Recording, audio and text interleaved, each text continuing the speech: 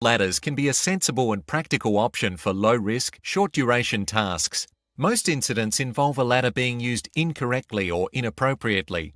Ladders should have a load rating of at least 120 kilograms and be manufactured for industrial use. They also need to be the right height for the job. Before setting up a ladder, conduct a visual inspection for damage or faults.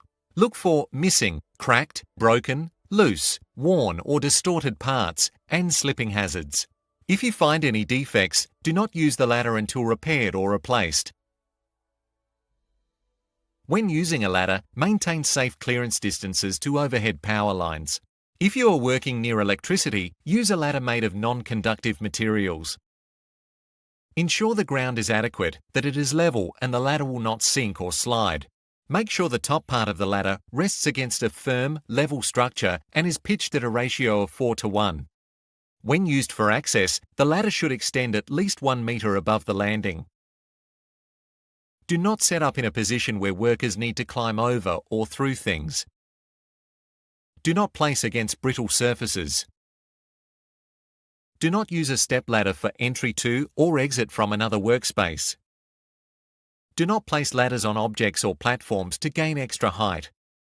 Secure the ladder at the top or the bottom, or even both ends to stop slipping, or have someone hold it.